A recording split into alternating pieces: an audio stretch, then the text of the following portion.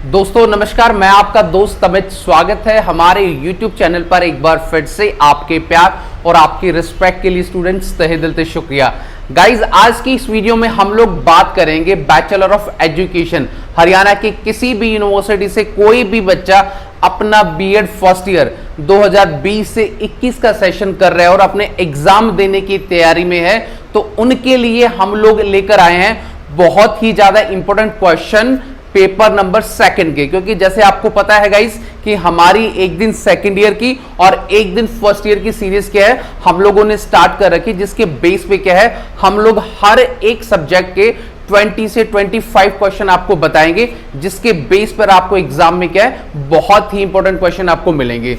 तो गाइस, इस वीडियो के अंदर हम लोग आज बात करते हैं कि bachelor of education first year के अंदर जो एमडीयू से किसी से भी करें, तो सबसे पहले आप लोगों को एक चीज पता होनी चाहिए कि आप लोगों को जो टोटल जो आपका एग्जाम है, ठीक है, 2021 में जो आपका एग्जाम आएगा वो कितने नंबर का गाइस आएगा? आपका टोटल आएगा आपका 80 नंबर का। कितने का होगा गाइस? 80 नंबर का, जिसमें से जो 20 नंबर आपके क्या है, इंटरनली बेसिस पे होंगे। किसके? इंटरनली, जो कॉलेज लेवल पे दिए जाएंगे।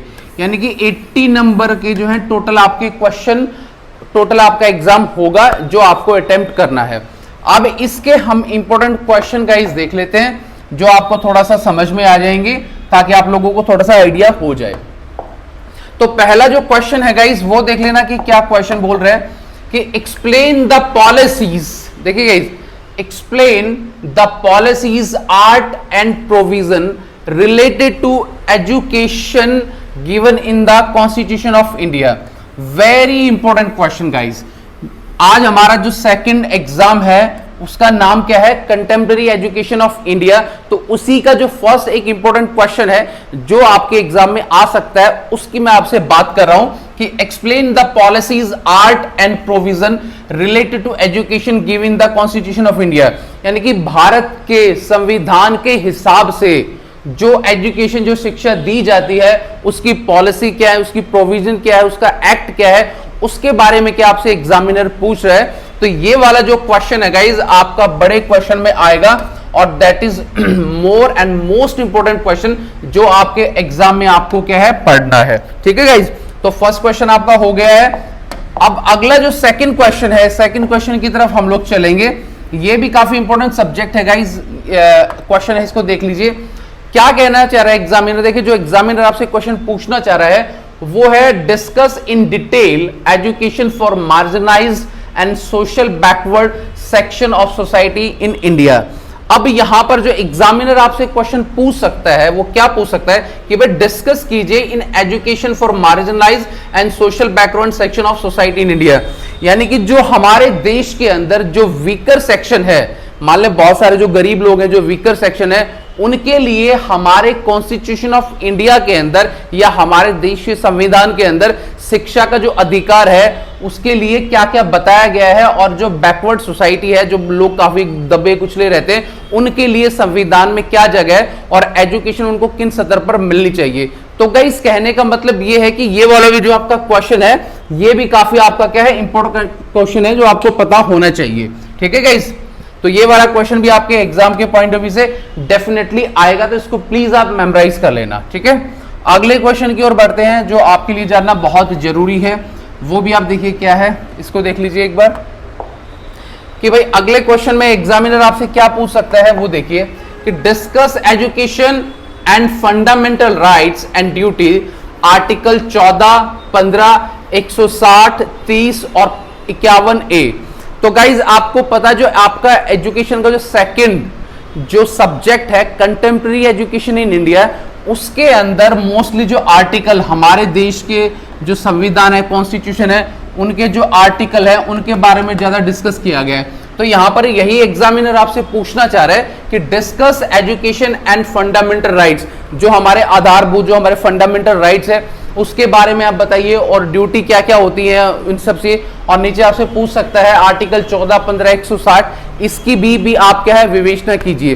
तो गाइस, जो क्वेश्चन मैं आपको बता रहा हूं bachelor of education first year के लिए, ये बहुत ही ज्यादा इंपॉर्टेंट है।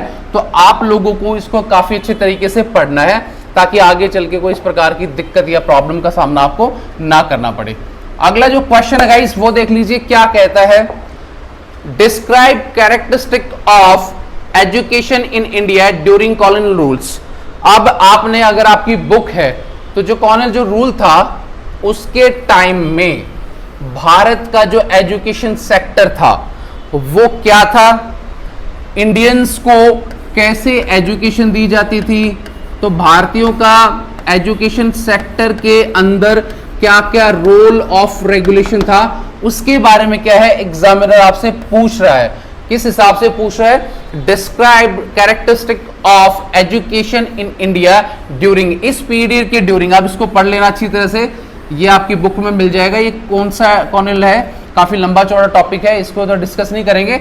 इसके टाइम में इंडिया के अंदर एजुकेशन का सारा जो सेगमेंट था वो कैसे वर्क करता था और क्या क्या एजुकेशन क्या लोगों को दी जाती थी।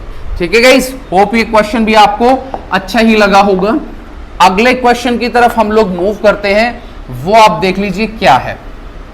अगला है गाइस क्वेश्चन जो आपको जानना बेहद जरूरी है। Explain secondary education commission and Indian education. आप ध्यान से पढ़ेंगे, एग्जामिनर आपसे किस लैंग्वेज में पूछ सकता है।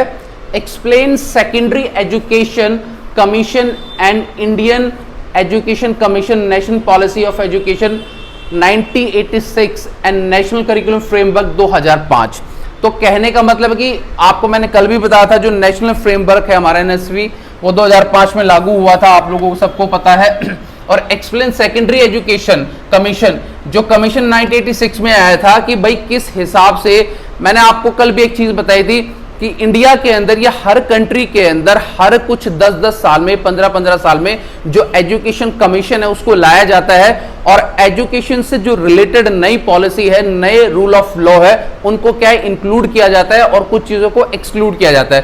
तो यही आपसे एग्जामिनर पूछ रहा है कि explain the secondary education commission and Indian education commission national policy of education 1986। यानी कि अब जो 2020 में हमारी न्यू एजुकेशन पॉलिसी बनी थी तो 1986 में जो हमारा एजुकेशन कमीशन था उसके बारे में क्या है ये आपसे पूछ रहा है और अच्छी तरह से बुक्स में इसका पढ़ के आप लोग क्या जवाब देना। ठीक है, ये क्वेश्चन भी काफी इंपॉर्टेंट है, आपके एग्जाम में डेफिनेटली आएगा। ठीक है, अगले क्वेश्चन की तरफ हम लोग मूव करते हैं, वो आप देख लीजिए। अगला क्वेश्चन क्या कह रहा है कि define vocalisation of education, 3 language formula and modernisation. तो गाइज ये वाला जो क्वेश्चन है आपका, आपसे एग्जामिनर इसमें 2 तरीके से इसका प्रश्न पूछ सकता है। या तो सीधा आपको बोल देगा कि भाई जो आपका 3 लैंग्वेज जो फॉर्मूला है, क्या 3 लैंग्वेज जो फॉर्मूला है उसके बारे में क्या है डिटेल में डिस्कस कीजिए। क्या पूछ सकता है, डिटेल में क्या है डिस्कस कीजिए। अगला आपसे पूछ सकता है भाई मॉडर्नाइजेशन क्या है, उसकी फुल डिटेल दीजिए, जो आधुनिकरण है। तो यहां पर क्वेश्चन आपसे 3 तरीके से या फिर अलग अलग तरीके के भी क्या है एग्जामिनर क्या है आपसे पूछ सकता है।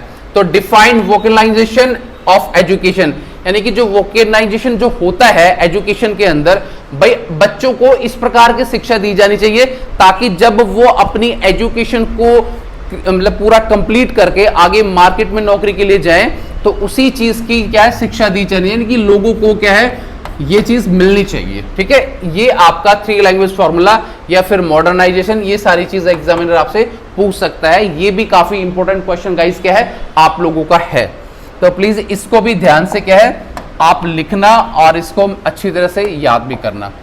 अगला जो क्वेश्चन है गाइस वो देख लीजिए क्या है। अगला क्वेश्चन है जो एग्जामिनर आपसे पूछेगा कि new economics reform and their impact of education. आपको पता है कि गाइस हर देश के अंदर जब हर साल बजट पास किया जाता है तो इकोनॉमिक्स रिफॉर्म एजुकेशन के लिए करने भी बहुत जरूरी होते हैं। यानी कि अगर हम अपने देश के अंदर एजुकेशन सेक्टर में पैसा इन्वेस्ट नहीं करेंगे या अपने शिक्षा का जो बजट है उसको नहीं बढ़ाएंगे या उसको टाइम टू टाइम चेंज नहीं करेंगे तो उसका क्या है बहुत सारा खामियाजा पड़ता है। तो इसलिए ये कह रहा है कि न्यू इकोनॉमिक जो रिफॉर्म, हर साल जो शिक्षा का बजट बढ़ाना चाहिए और नई नई पॉलिसी लानी चाहिए, उनका क्या है शिक्षा पर क्या प्रभाव पड़ता है। आपको पता है कि गाइस अगर पैसा हम कम लगाएंगे तो बच्चों को एजुकेशन कम मिलेगी, एजुकेशन कम मिलेगी तो बेरोजगारी ज्यादा रहेगी।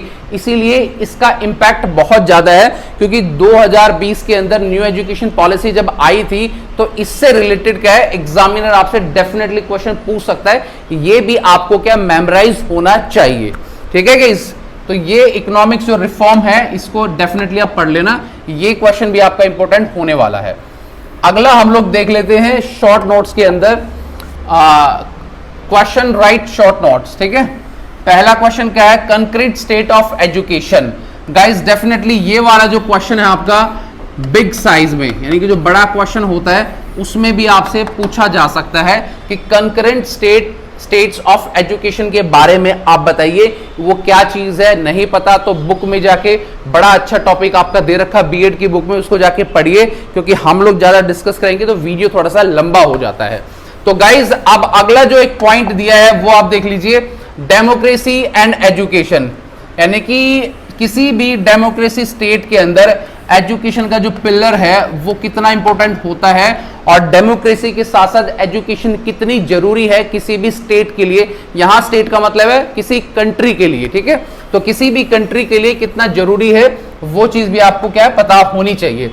अगला है गाइज आपका सर्व शिक्षा अभियान, ये बड़ा भी आ सकता है आपका, ठीक है, कि सर्व शिक्षा जो अभियान है उसके बारे में क्या विवेचना कीजिए, इसकी पूरी डिटेल क्या है आप बताइए।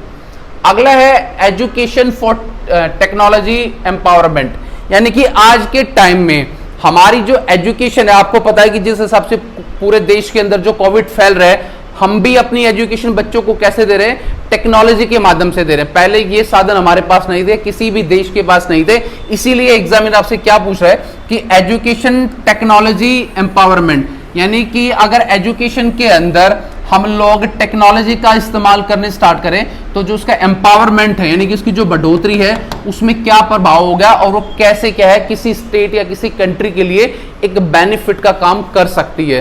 तो गाइज ये सारे के सारे क्वेश्चंस मैंने आपको बताए हैं B Ed bachelor of education first year के। होप उम्मीद करूंगा कि ये क्वेश्चन आपको पसंद आए हो। 80 नंबर का टोटल आपका क्वेश्चन होगा, और जिसमें से टोटल 9 क्वेश्चन आपको दिए जाएंगे, और टोटल क्वेश्चन आपको कितने करने हैं, टोटल आपको करने हैं 5 क्वेश्चन। और कैसे आपका एग्जाम हो सकता है, सब्जेक्टिव मोड में, पर अभी कोई डिटेल नहीं आई है। तो ठीक है गाइस, ये सारा का सारा कंटेम्प्रेरी एजुकेशन ऑफ इंडिया का था। उम्मीद करूंगा कि वीडियो आपको अच्छा लगा होगा। प्लीज इसके लिए लाइक शेयर एंड कमेंट, और मिलेंगे फिर अगले टाइम एक नेक्स्ट वीडियो में। तो till then bye and take care guys, मुस्कुराते रहना। Thank you so